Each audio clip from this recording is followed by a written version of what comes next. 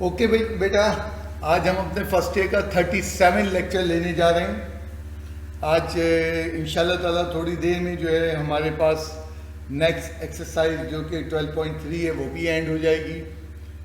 और जो है आज कुछ डेरिवेशन करनी है, उसको भी मैं एंड करूँगा।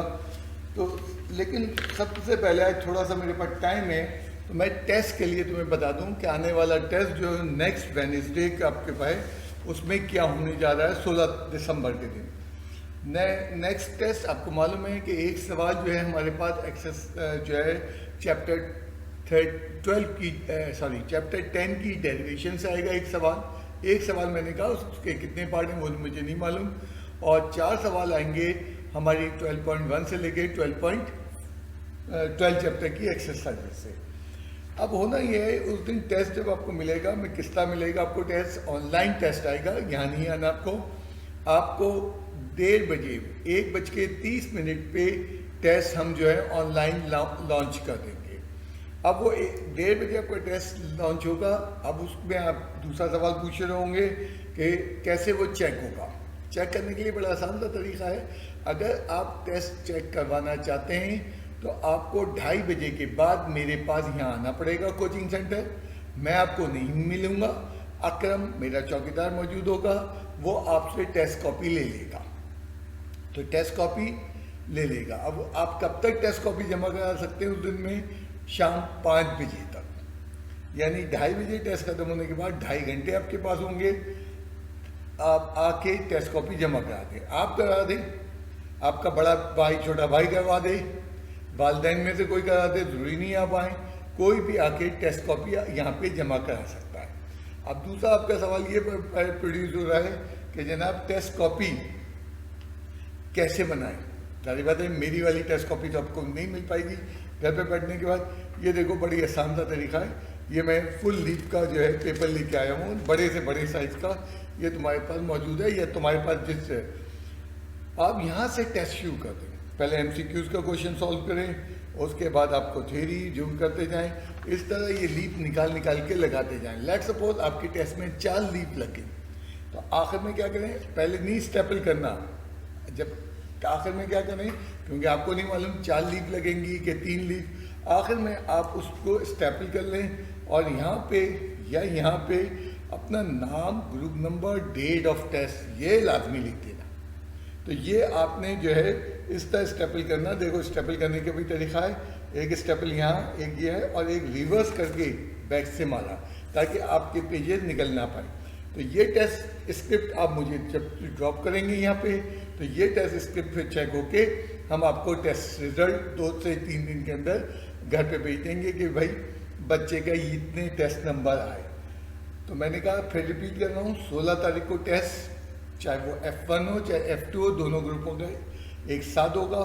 ऑनलाइन पेपर आ जाएगा व्हाट्सएप के ग्रुप के ज़रिए, एंड वही आपने जो है सॉल्व करना है। एंड सॉल्व करने के बाद आपने मेरे पास आके 2:30 बजे से 5 बजे के दरमियान जमा कराना है। अगर आप किसी भी जगह कोई बेईमानी करके कोई चीज़ अचीव कर रहे हैं तो आपको मालूम है इसका शदीद नुकसान सिर्फ और सिर्फ आप ही भुगतेंगे, कोई दूसरा नहीं भुगतेगा। तो अगर तुम फर्स्ट टाइम में भी आके अकल नहीं पकड़ लो और तुम उसको तफरी समझो तो मुझे कोई एतराज़ नहीं है तुम्हारी इस तफरी के लिए। तो ये मैंने टेस्ट के मुतालिक बताया है। फिर भी अगर कोई सवाल है तो व्हाट्सएप पे आप मुझसे सवाल पूछ सकते हैं। माशाल्लाह से कुछ बच्चे बड़ी डिटेल में चीज़ें पूछ रहे हैं, कुछ बच्चे एक्स्ट्रास कर रहे हैं और एक्स्ट्रास में बड़े उम्दा सवाल उनके पूछे जा रहे हैं। कल मैंने जो पहली डेरिवेशन कराई थी, अगर तुम्हें याद थी, वो लॉ ऑफ साइन की डेरिवेशन करवाई थी। लॉ ऑफ साइन के बाद जो फार्मूला हमने नेक्स्ट लिया था वो लॉ ऑफ कोसाइन है।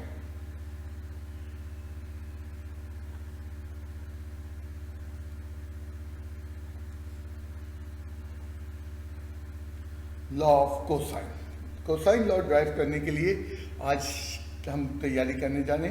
सबसे पहले एक ट्रायंगल XY प्लेन में, जैसे कल तुमने साइन लॉ में लिया था, ऐसे ही ट्रायंगल लेना है। पहले मैं X and Y plane draw कर देता हूँ ये, और उसके अंदर ये ओरिजिन पे पहला मेरा पॉइंट होगा, वर्टेक्स होगा, क्या होगा भी बताता हूँ। एंड उसके बाद अदर वर्टेक्सेस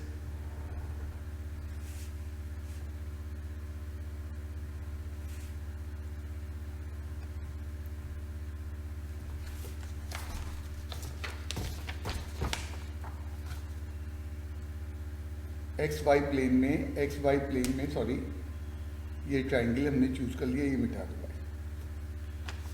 अब ये ट्राइंगल जो तुमने चूज़ किया, अब उसमें ये है कि जनाब यहाँ पे कौन सा वर्टेक्स लें, ए लें, बी लें, सी लें। उसका आसान सा तरीका है कि कौन सा फार्मूला ड्राइव करने जा रहा हो। तो जो बुक में लॉ ऑफ कोसाइन के 3 फॉर्मूले दिए ना, जो है A square is equals to B square, हमें बुक में जो ड्राइव करवाया वो ये वाला फार्मूला ड्राइव करवाया है, C square is equals to A square plus B square minus 2ab cos of gamma. हमें ये फार्मूला ड्राइव करवाया।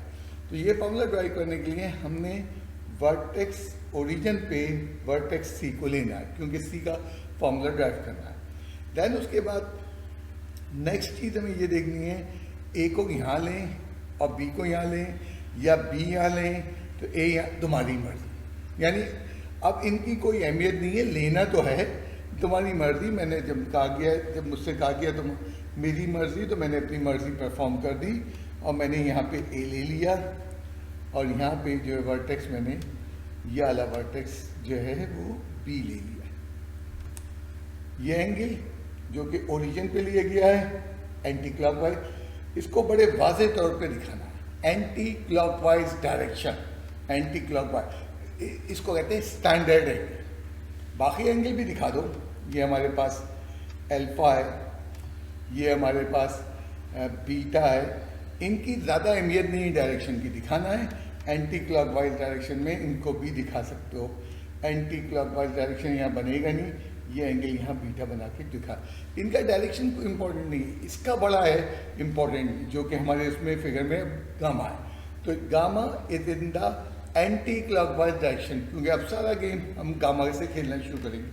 सी के सामने वाली साइड की लेंथ स्मॉल सी है और वर्टेक्स बी के सामने वाली साइड की लेंथ स्मॉल बी है, और जनाब ये जो है क्या है, स्मॉल ए है, ये वर्टेक्स है।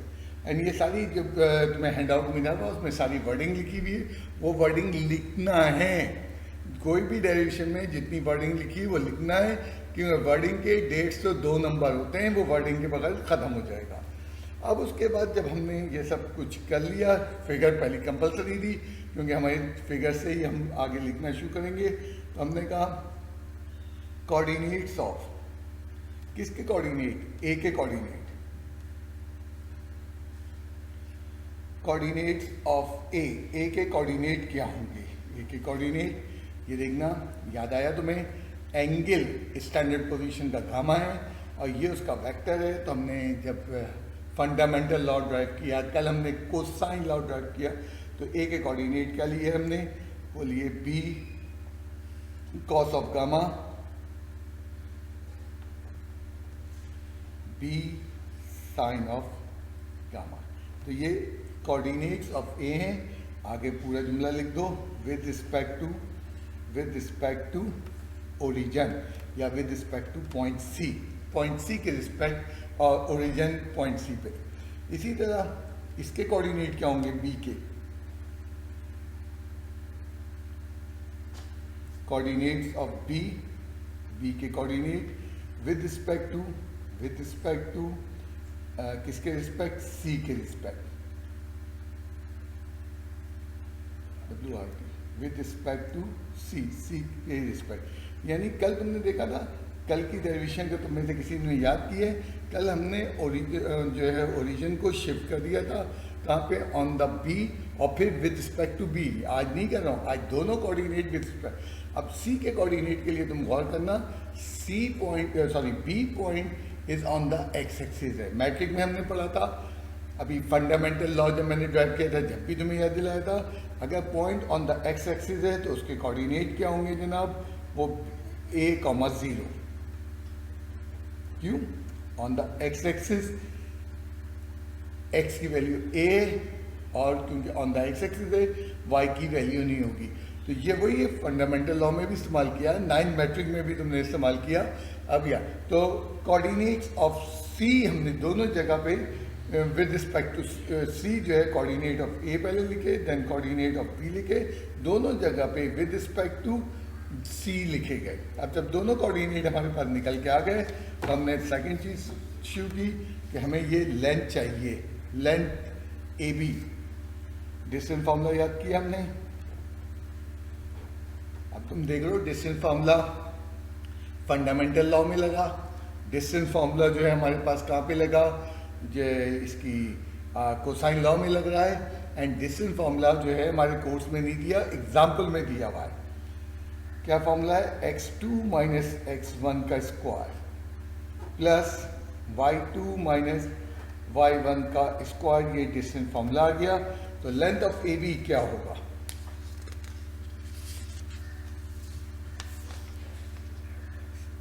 ये लेंथ ऑफ ए बी क्या होगा, उसमें बताएंगे ए बी की लेंथ के लिए कि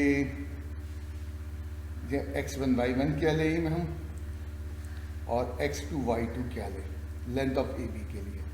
तो बिल्कुल ठीक कह रहे हो, ए ये पॉइंट हो जाएगा और हमारा जो है बी ये पॉइंट हो जाएगा। ए के कोऑर्डिनेट तो अभी हमने थोड़ी देर पहले लिखे थे, क्या लिखे थे, बी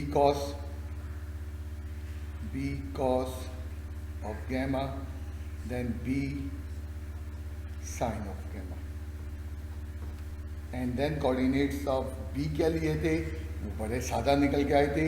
वो क्या निकल के आए थे, a,0 कोऑर्डिनेट्स ऑफ बी निकल आए।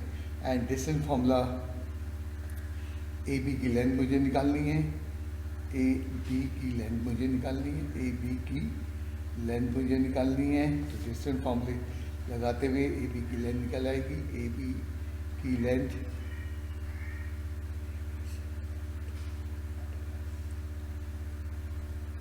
अंडर रूट, क्या हो गया फॉर्मूला x2 माइनस x1, तो ये हो जाएगा a minus B of cos of gamma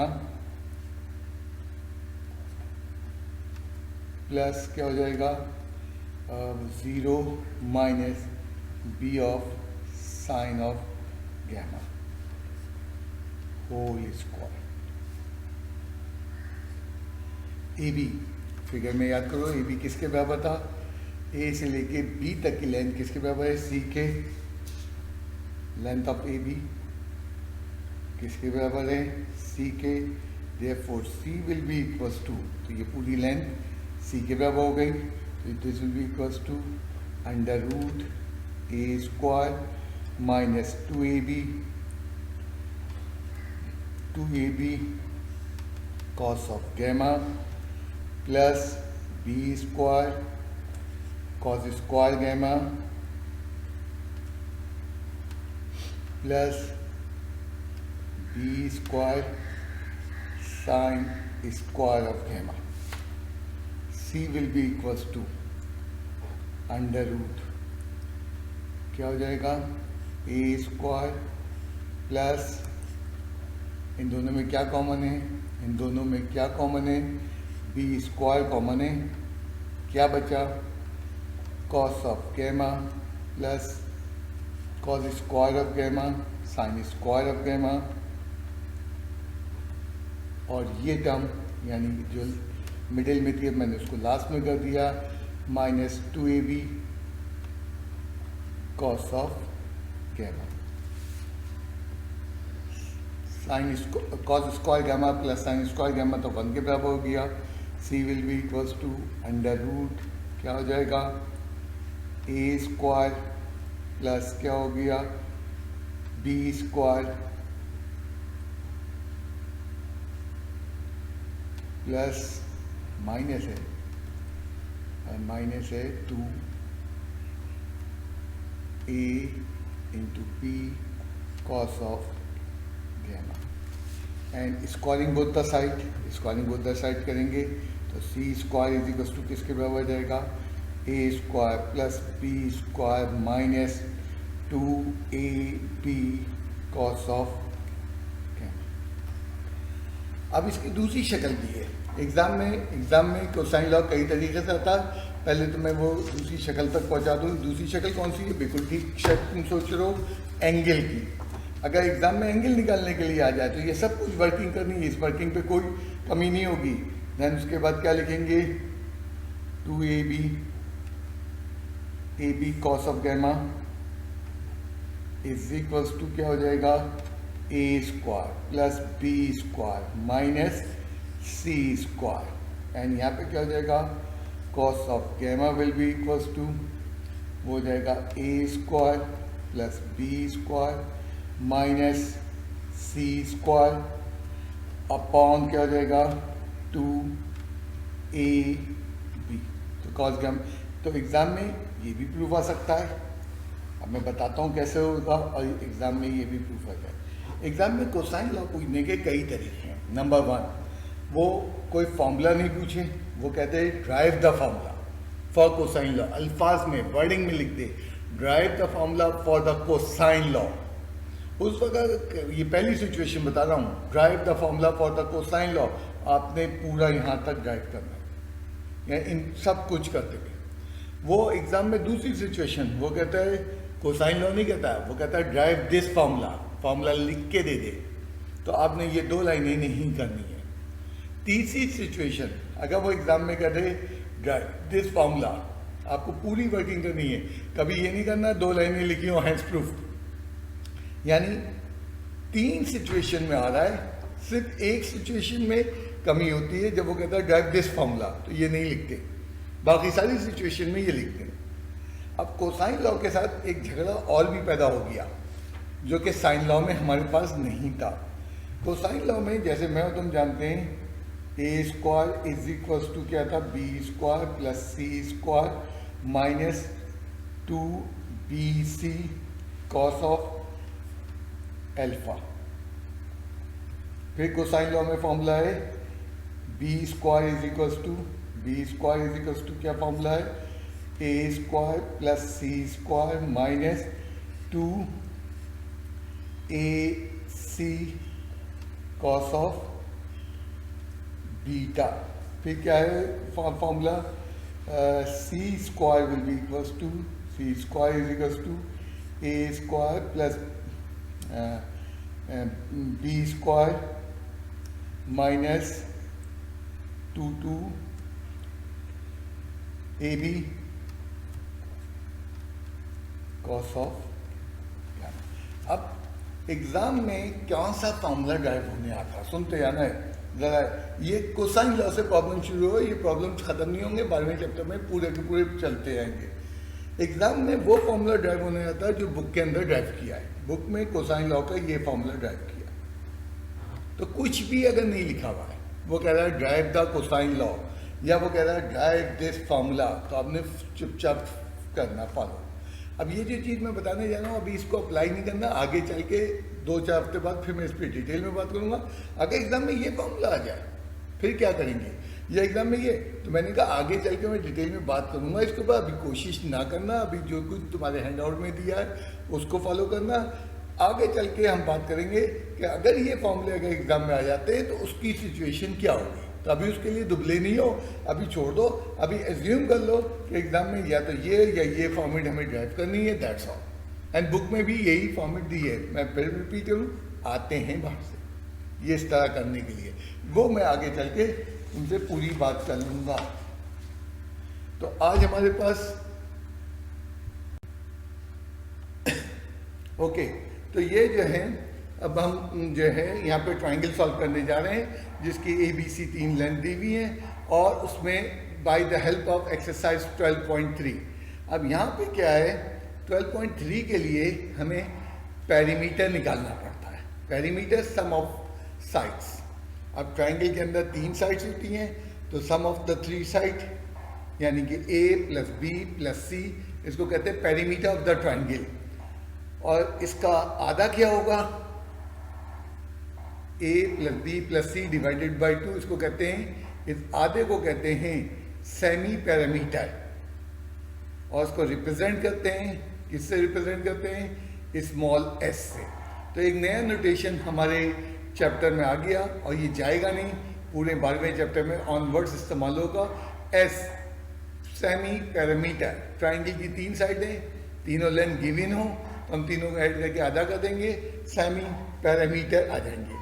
अब सेमी पैरामीटर की मदद से जो फॉर्मूले बन रहे हैं वो कौन कौन से फॉर्मूले बन रहे हैं, और उन फॉर्मूलों को कहते हैं हाफ एंगल फॉर्मूलास।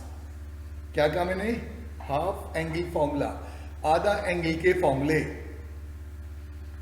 टिग्नोमेट्री में साइन लॉ बहुत ज़्यादा यूज होता है, टिग्नोमेट्री में कोसाइन लॉ यूज होता है, बहुत थोड़ा सा लॉ ऑफ टेंजेंट यूज होता है, बहुत थोड़ा सा हाफ एंगल फॉर्मूला बनता है, लेकिन बहरहाल टिग्नोमेट्री में हाफ एंगल फॉर्मूलाज मौजूद हैं। हाफ एंगल फॉर्मूले में हम लिखने जा रहे हैं cos अल्फा बाई 2 का फॉर्मूला। क्या आएगा? cos alpha by 2 is equal to under root S S minus A upon B C.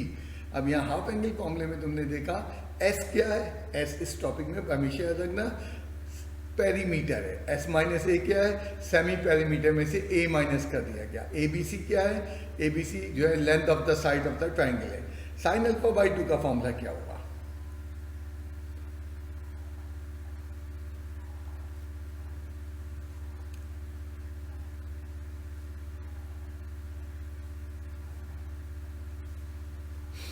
Sign gamma by 2 का फॉर्मूला क्या होगा? नहीं, अल्फा बाई 2 का फॉर्मूला क्या होगा?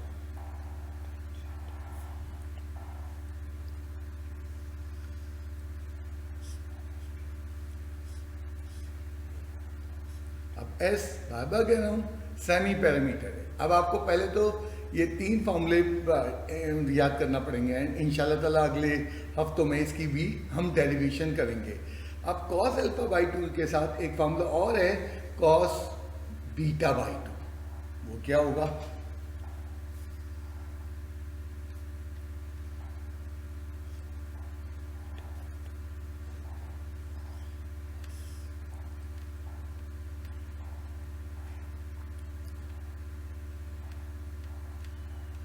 अब देखो जरा cos अल्फा बाई 2 और cos बीटा बाई 2 को जरा आपस में चेक करो।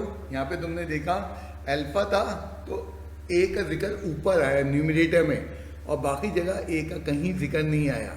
जब बीटा था तो बी का जिक्र न्यूमरेटर में आया, नीचे यानी बी और सी की टर्म में हमें बी का जिक्र नहीं आया। इसको देखते हुए जरा सोचो cos गामा बाई 2 का क्या फॉर्मूला होगा? इसका याद करते हैं, बेसिकली फॉर्मूला याद करते हैं एक अल्फा बाई 2 का,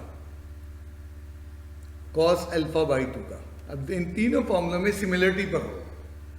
मैंने जो भी समझाने की कोशिश की, अल्फा था तो अल्फा के साथ ए आता है, ए ऊपर आया और बाकी जगह ए नहीं आया।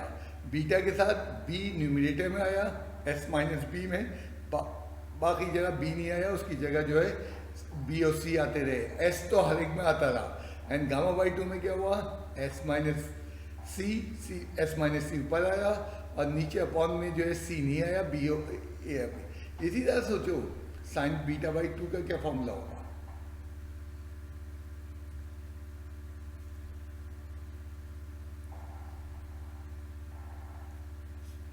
अब अल्फा बाई 2 के फॉर्मूले को ज़हन में रखोगे तो बड़े मजे से आ जाएगा। अपॉन में क्या होगा?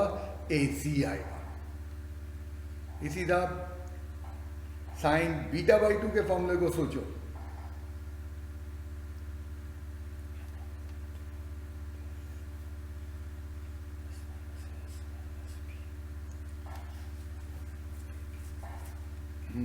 अब देख लो साइन के किसी फॉर्मूले में भी अगर हम अल्फा के लिए कर रहे हैं ए का जिक्र नहीं आया है, बीटा के लिए जिक्र कर रहे हैं कहीं बी का जिक्र नहीं आया है, गामा के लिए कर रहे हैं कहीं सी का जिक्र नहीं आया है।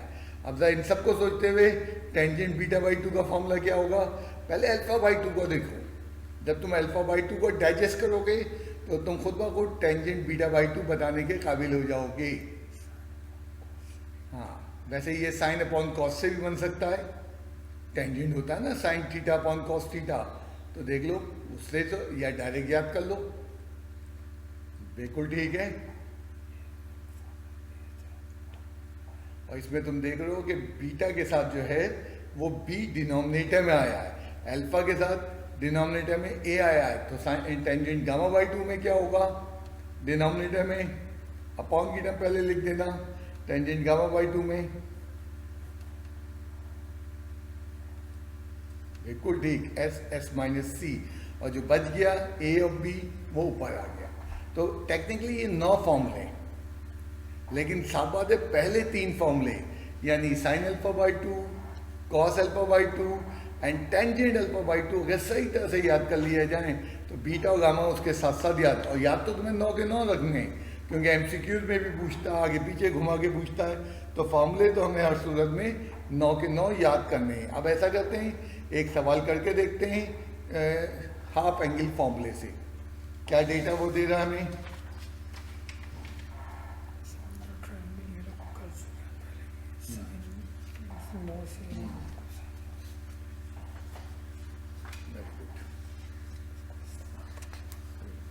अब क्या है, सॉल्व द ट्रायंगल हम इससे पहले भी कर चुके हैं।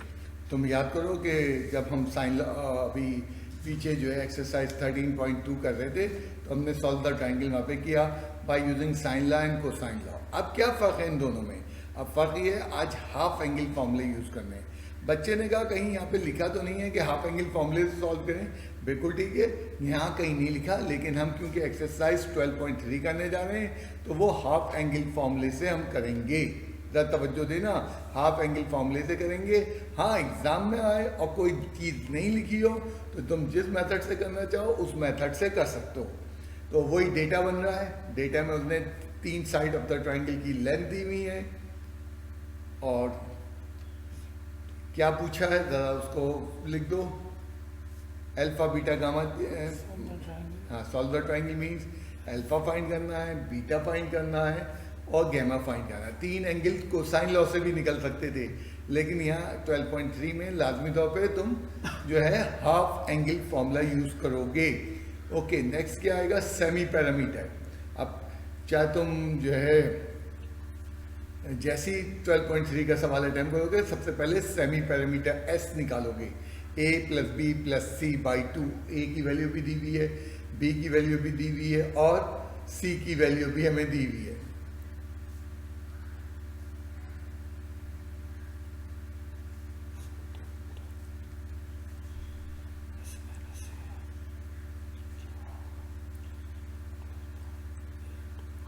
अब बच्चे ने कहा जी S-A क्यों निकाल लें, S-B इसलिए निकाल लें, हमें थोड़ी मालूम है आगे जाके किसकी ज़रूरत पड़ गया है। मुमकिन है S-C की ज़रूरत पड़ गया है, मुमकिन है तीनों की ज़रूरत पड़ गया, तो तीनों निकालते जाओ।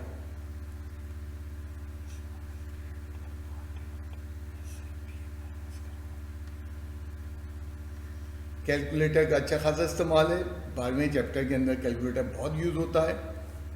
S-B आ गया और लास्ट S-C आ जाए। तो सबसे पहले याद रखना हाफ एंगल फॉर्मूले के लिए ज़रूरी है S, S-A, S-B, S-C तीनों निकाल दो।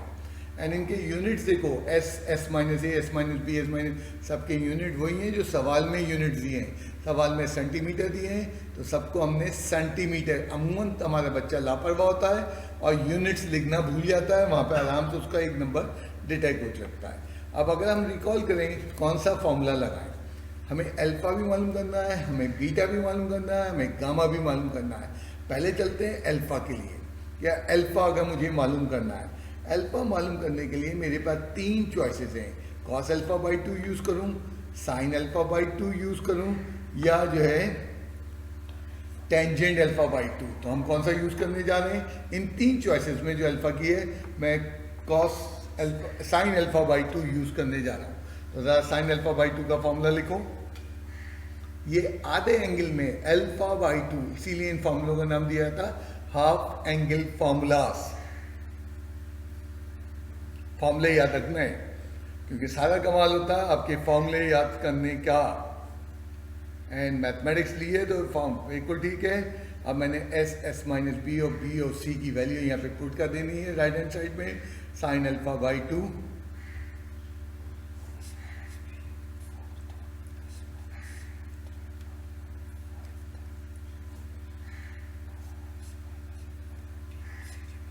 B और C की वैल्यू क्वेश्चन में हमें गिवन थी, बिल्कुल ठीक।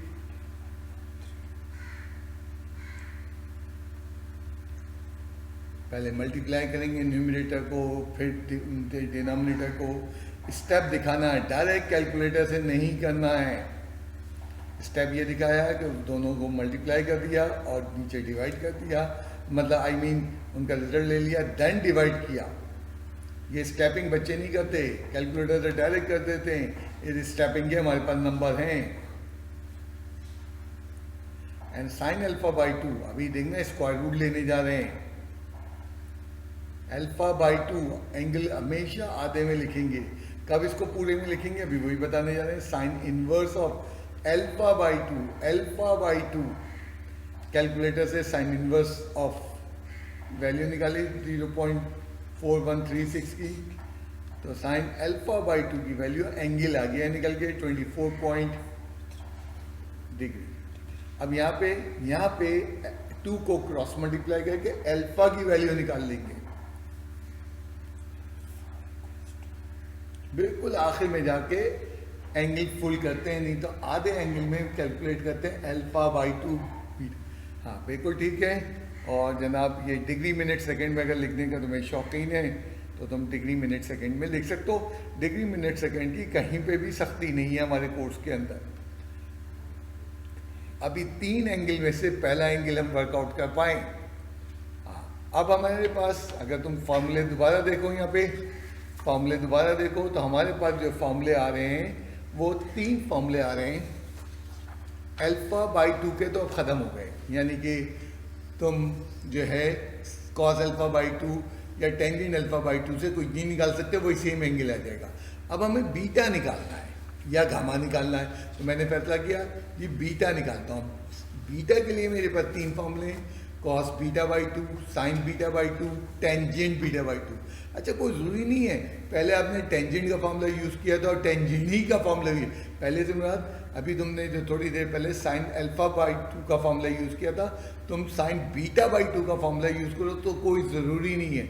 मैं इसीलिए आपकी जो है बीटा के लिए कॉस अल्फा बाई 2 का फॉर्मूला यूज़ करने जा रहा हूँ। एंड कॉस अल्फा बाई 2 का फॉर्मूला क्या है?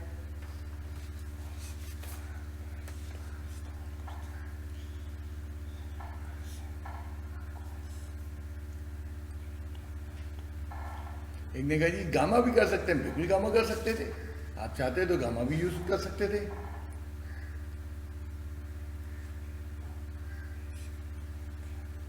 ठीक है,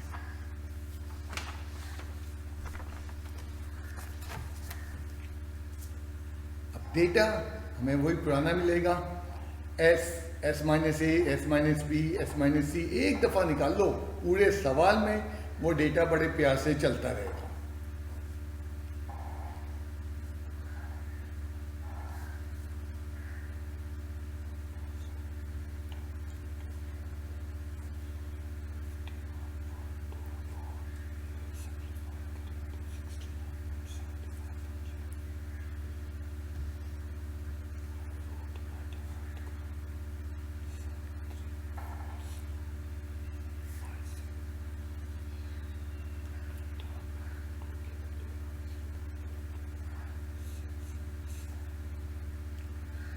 बहुत आराम से अंडर रूट निकाल के, स्क्वायर रूट निकाल के, देन इनवर्स में चले गए हम लोग। एंड वही है बीटा बाई 2 की आधी वैल्यू मिल जाएगी इनवर्स लेने पे,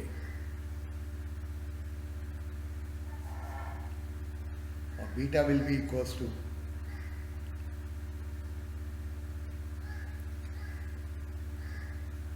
और चाहो तो डिग्री मिनट में या जवाब दे सकते हो। बार बार कह रहा हूँ डिग्री मिनट में देना जवाब ज़रूरी नहीं है, डिग्री मिनट सेकेंड पूरा दे सकते हो, कोई ऐसा प्रॉब्लम नहीं है। तो कैलकुलेटर पे ये फीचर बहुत हमारे पास आसान हो गया है।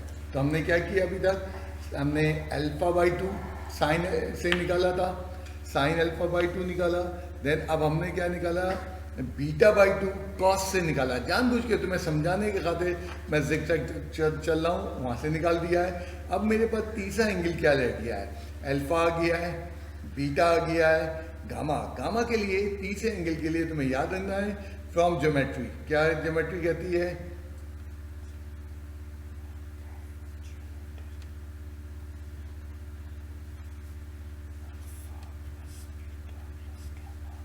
Sum of the 3 angle is equal to 1। तो तीसरा एंगल कभी भी हम किसी फॉर्मूले से नहीं निकालेंगे, तीसरा एंगल जो है वो हम डायरेक्ट करते चले आएंगे। ठीक है, ये हमारे पास किसकी वैल्यू आई थी, अल्फा की वैल्यू आई हुई है।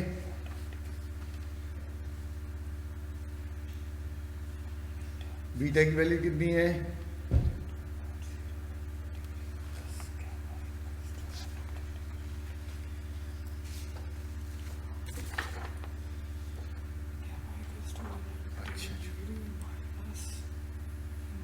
बिल्कुल ठीक है, 2 का ऐड करके सब्ट्रैक्ट कर दिया जा रहा है, तो यहाँ से गामा की वैल्यू निकल आएगी।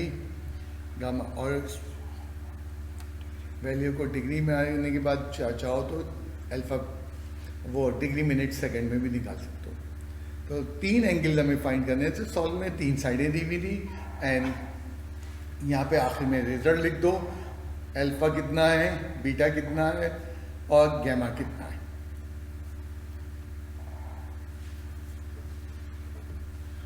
मैं फिर यहाँ पे रिपीट करूँ, कुछ बच्चों ने सुना नहीं है तवज्जो के साथ, फिर सुन लो। जब सॉल्व का सवाल आता है तो वो कई मेथड से सॉल्व हो रहा होता है। मसलन यही सवाल जो है कोसाइन लॉ से बड़े मज़े से सॉल्व हो सकता है, क्योंकि हमें यहाँ पे उन्होंने एक्सरसाइज स्पेशली 12.3 बनाई है। तो मेरी कोशिश ये है कि मैं 12.3 को 12.3 के मेथड से कराऊँ। एग्ज़ाम में कभी भी आएगा तो वहाँ आपकी मर्ज़ी है। सॉल्व लिखे पे आप हाफ एंगल लगाएं कि सॉल्व लिखे पे आप जो हैं वो कोसाइन लॉ वगैरह यूज़ कर सकते हैं। फिल वर्क मैंने किससे करवाया है, हाफ एंगल के फॉर्मूले से, एंड मैं चाहूँगा कि मेरा सारा होमवर्क हाफ एंगल के फॉर्मूलों से किया जाए। Okay, next question.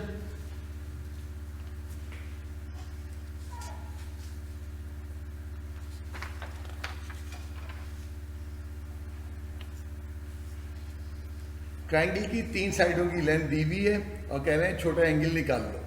तो डेटा बना लेते हैं पहले।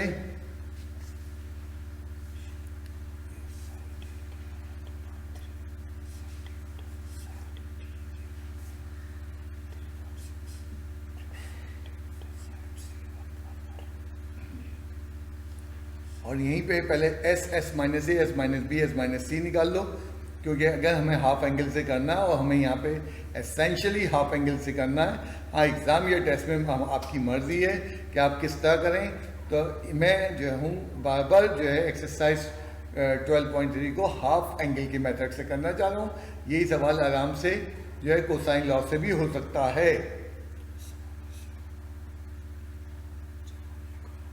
एस निकल आया, then S minus A, S minus B,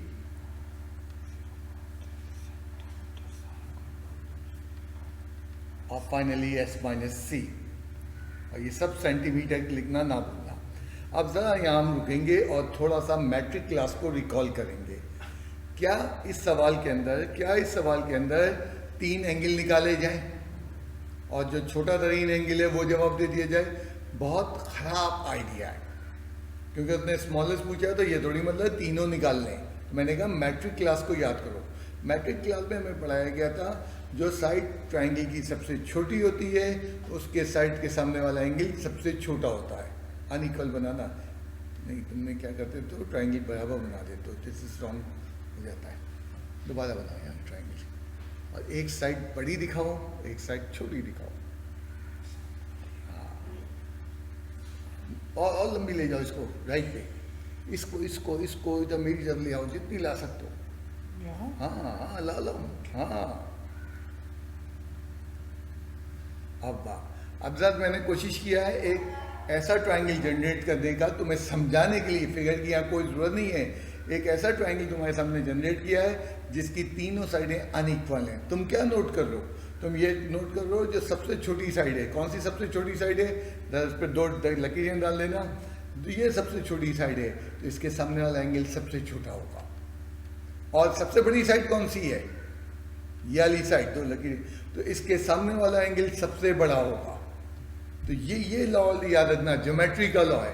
तो हम देख रहे हैं हमारे पास इस वक्त 3 लेंथ में सबसे छोटी लेंथ कौन सी है? ABC में 1.9 सेंटीमीटर। ये किसके अपोजिट है? ये हमारे पास जो है C है। C का मतलब है ये गामा इस जो है अपोजिट एंगल बनेगा और वो सबसे छोटा बनेगा। तो अब हम डायरेक्ट गामा फाइंड करने जा रहे हैं। अब गामा फाइंड करने, अब जब गामा फाइंड करने जा रहे हैं तो यहाँ पे ये आता है कि कौन सा फॉर्मूला गामा का। यहाँ पे मैंने कोसाइन लॉ के 9 फॉर्मूले लिखे हैं जिसमें गामा के फॉर्मूले आ रहे हैं। अब गामा का फॉर्मूला है cos गामा बाई 2 यूज़ करें, साइन गामा बाई 2 यूज़ करें कि जनाब टेंजेंट गामा। मैं इससे पहले भी बोल चुका हूँ, गामा का कोई भी फॉर्मूला यूज़ करोगे एंगल सेम आएगा। तुम कॉस का फॉर्मूले से निकालो गामा, या गामा जो है साइन के फॉर्मूले से निकालो, या टेंजेंट के फॉर्मूले से निकालो। तो ज़रा मुंह का जायका चेंज करने के लिए आपकी टेंजेंट गामा बाई 2 का फॉर्मूला यूज़ करते हैं। हाँ मैं बताता हूँ वो मैं अभी।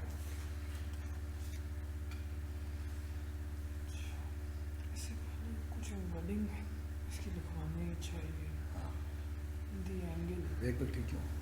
अब वो जो हमने थोड़ी देर पहले इस्टेब्लिश किया था कि जी वो एंगल जो कि स्मॉलेस्ट साइड के सामने होता है, स्मॉलेस्ट होता है, उसकी वर्डिंग लिख दो, अच्छी बात है, ताकि क्लियरिटी से मालूम चले why we are finding gamma. gamma is the smallest angle angle। अब ये हमने इस्टेब्लिश कर लिया गामा स्मॉलेस्ट एंगल है, एंड उसके लिए हम कौन सा फॉर्मूला यूज़ करने जा रहे हैं? Tangent gamma by 2।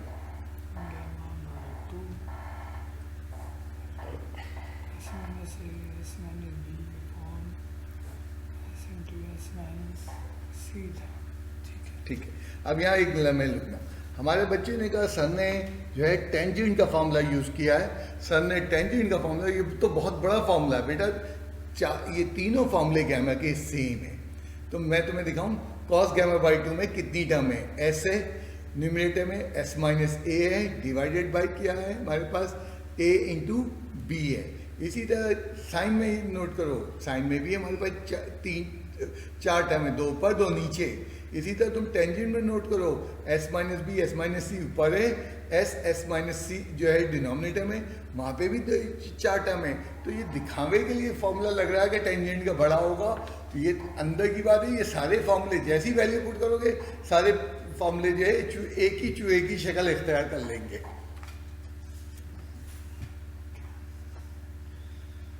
Tangent gamma by 2 value substitute कर दी जाए जी 1.6 S minus B A, S minus B, S minus C की वैल्यू पुट कर दी गई है। gamma by 2 तुमने देखा जैसे हमने वैल्यू पुट कर दी, अब वो अगर हम छुपा लेंगे लम्हे के लिए टेंजेंट को, तो ये तो ऐसा लगेगा 4 टर्म आ गई जो मैं अभी समझाना चाह रहा था। और डिवाइड करके अंडर, बहुत सारे बच्चे यहाँ अंडर रूट लगाना भूल जाते हैं, फिर उनकी वैल्यूज नहीं आती हैं। स्क्वायर रूट लेंगे,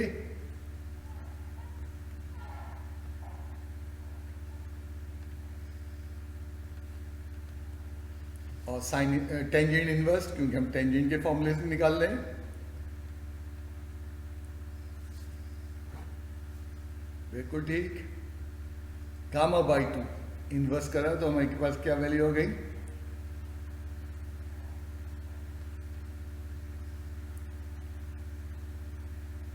13.93।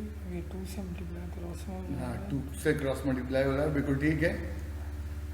और डिग्री मिनट तुम्हारा लिखने का ऑप्शन है कि अगर तुम डिग्री मिनट में जवाब दे हो, और इसकी वर्डिंग यही लिख देना, क्योंकि वर्ड प्रॉब्लम है तो वर्डिंग में लाजमी तौर पे जवाब होगा। Hence the smallest angle of the triangle, the smallest angle of the triangle angle of the triangle कितना निकल के आया था? gamma equals to 27 degree 51 minute 51 second। तो सारे सवालों में सॉल्व नहीं होता है, सारे सवालों में इस तरह भी पूछ सकते हैं। ये अभी मैट्रिक की चीज़ पूछी है, जैसे अभी मैंने तुम्हें सवाल करके दिखाया, find the smallest angle. Book के अंदर स्मॉलेस्ट नहीं पूछा, बुक के अंदर पूछा लार्जेस्ट एंगल। अब लार्जेस्ट एंगल जो कर रहा है तो वही आर्गूमेंट है, the angle opposite to the largest side will be the largest one. तो मैंने समझाने के लिए तुम्हें स्मॉलेस्ट पे समझा दिया है, अप्लाई करोगे तुम इंशाल्लाह ताला खुद घर पे तो वो जो है करके देखोगे कि लार्जेस्ट भी हो जाएगा, और साथ साथ तुम्हें स्मॉलेस्ट का भी आइडिया दे दिया गया कि स्मॉलेस्ट में होगा तो क्या करेंगे। तो मतलब सवालात कम नहीं है, लेकिन आज हमारा टॉपिक सिमट की तरह जल्दी गया है 14-15 मिनट पहले। तो जो है प्लीज़ जो है डेरिवेशन हाथ के हाथ करते हो, रोज़ाना थोड़ा थोड़ा लिखो। एंड सेकंड चीज़ जो है हमारे पास होमवर्क नहीं छोड़ना। वंस तुमने होमवर्क छोड़ दिया बड़ी मुसीबत आ जाएगी। बहुत सारे बच्चे अपने होमवर्क में मसाइल पूछ रहे हैं, समझदार बच्चे हैं, मैं व्हाट्सएप पे कोशिश करके उनको टाइम टू टाइम जवाब देता रहता हूँ, लेकिन अफसोस ये हो रहा है मेजॉरिटी नहीं पूछ रही।